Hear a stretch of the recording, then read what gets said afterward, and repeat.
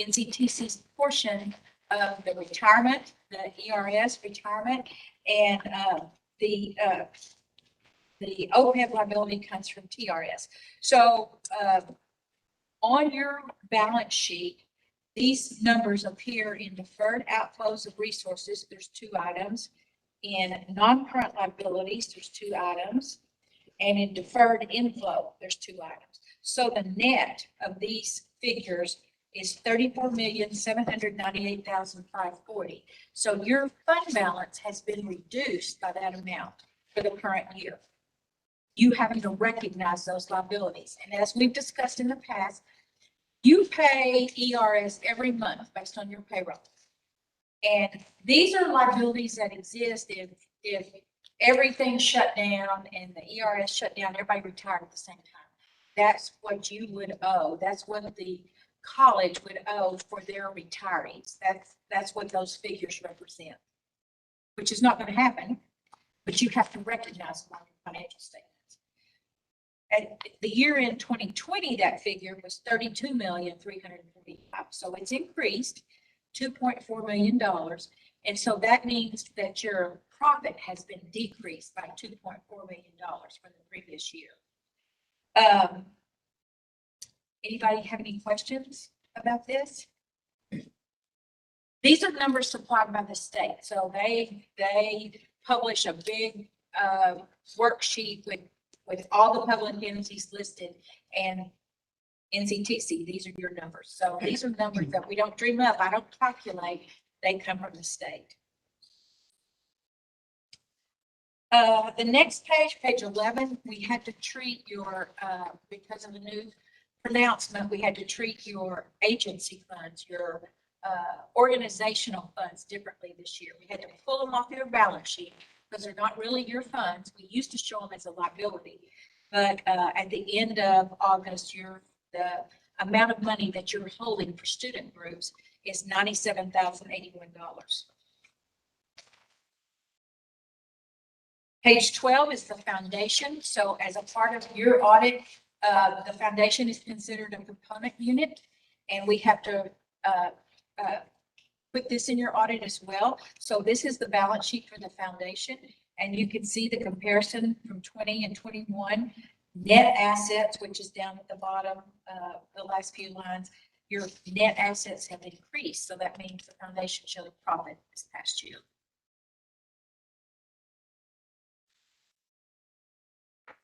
Page 13 is the revenues and expenditures. And you can see 3 lines up from the bottom, increase in net position, $12 million, $12,822,000. The previous year, it was a small loss, $648,000. So I can kind of explain that $12 million in pretty easily.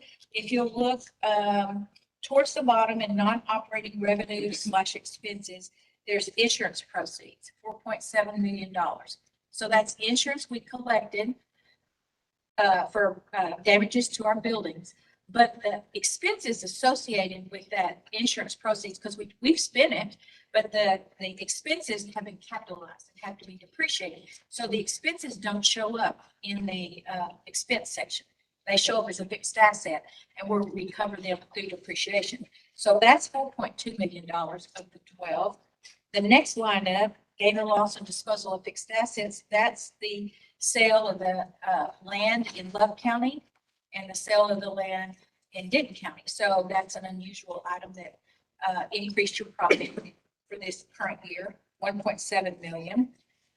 You can see in the expense section, our expenses are lower than the previous year, $2.5 million. So we cut our costs this past year, which makes sense. Then up in the revenue section, federal grants and contracts, you can see that increased pretty significantly from 6.4 to 14.4. Typically with a grant revenue, you have an offsetting grant expense, so it doesn't affect the bottom line. But in this case, we were reimbursed for lost tuition. So there's to the tune of $4,057,000. So there's no offsetting expense associated with that.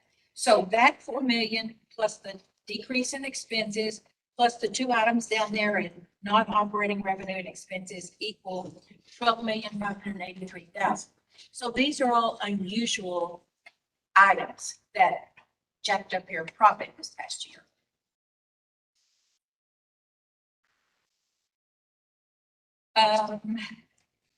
Anybody have any questions about that? Okay.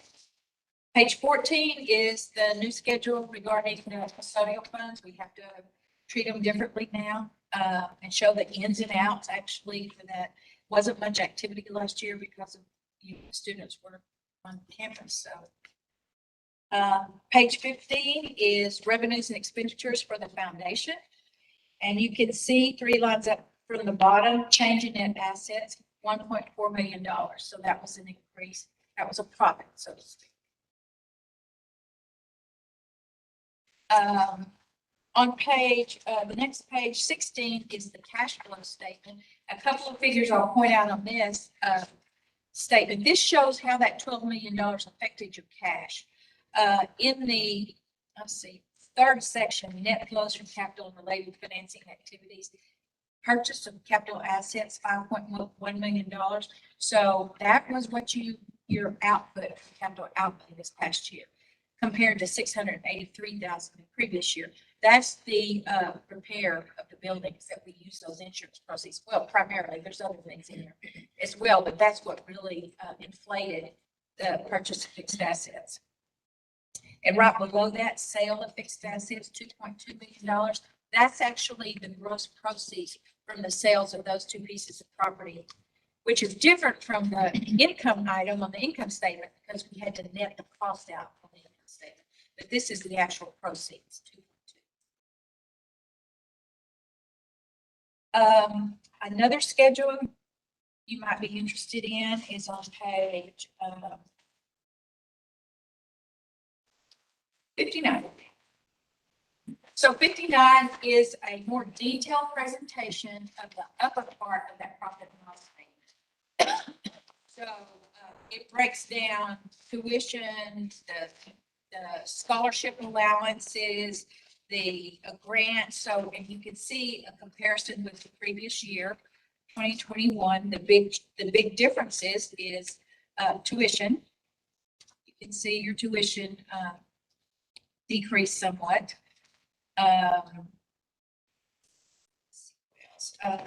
Federal grants increased pretty dramatically. That's about the middle of the page, from 6.4 million to 14.4 million. That's primarily the COVID funds.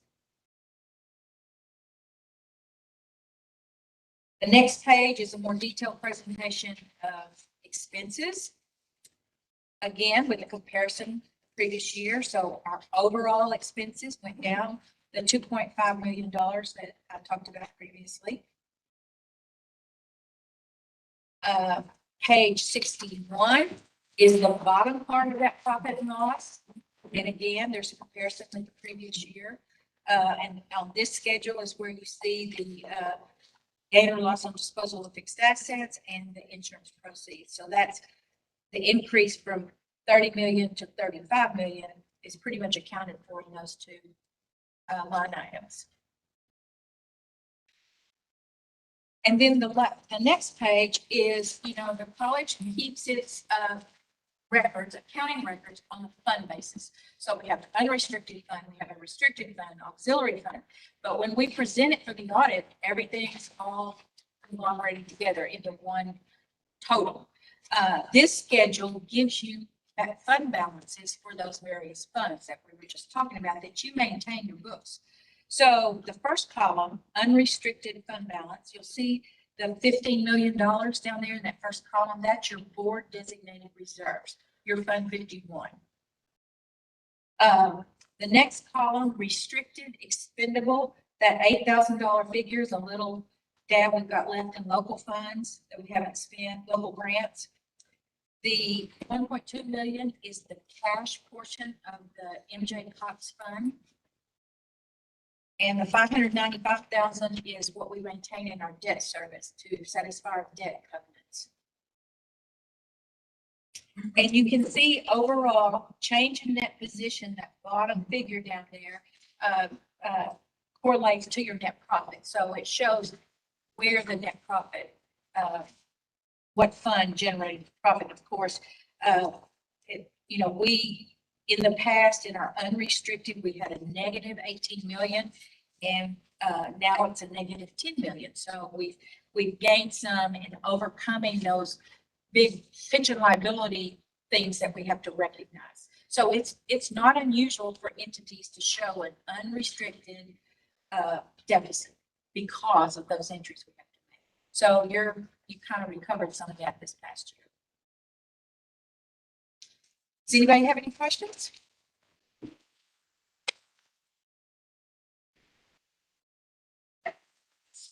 No? Okay. No, I don't think so. Thank you very much. Okay, so I guess we would need a approval of the audit. Do we need an approval? I don't think there's any action required. No. Okay. It does say approval of the NCTC audit, but I just don't feel need a motion to approve it. Madam Chairman, you can do either one. In the past, we have had that. The last couple of audits, it's a report, and the board voting doesn't shift what that report is in any way. But it's what you could do is move to simply say that you have accepted the report as is, if you desire to. Since the agenda does say move for approval, it won't hurt to go ahead and say we approve that if you wish. Okay, all right. So we need to make a motion. Make a motion to approve the 2020-2021 audit. I have a motion by Ms. Morris. Do we have a second? Second by Erica. So an additional discussion. All those in favor signify by saying aye and raising your right hand. Aye. Opposed? Thank you. All right. So the next one is to consider a resolution for the college to approve leasing of real property at I-35 and Highway 114, the Alliance Airport area. I think Mr. Ball is going to make that presentation. Yes, so this is a resolution that's presented to you tonight to authorize the NCTC chancellor to negotiate a lease for property at the airport. This space is going to initially accommodate Texas Reskilling and Upskilling Education Workforce Initiative, which is referred to as a true initiative grant. We have identified some space in the area. Right now, we're in the process of negotiating the price. It's raw space. The issue is that we need to start the grant in mid-January, and we're going to have to start this grant. Some of the programs that we're going to do in different locations until we can get this. This is not going to be built out and ready to start the grant. However, we need to act quickly on getting the space. That's what we're here to do. To allow Dr. Wallace to sign share a lease, we can have the space to get it built. Our next board meeting is in January. We hope to have something prior to that. Be able to have. That's what the resolution is.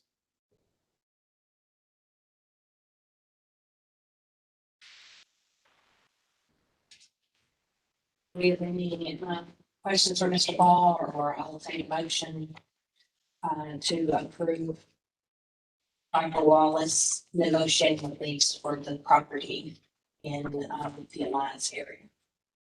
Make a motion. And Mr. Henderson made the motion. To have a second. Second by Mr. Honey. An additional discussion. All those in favor signify by saying aye and raising your right hand. Aye. Opposed? Motion carried. Thank you. All right. The next item is adjournment. What we adjourn?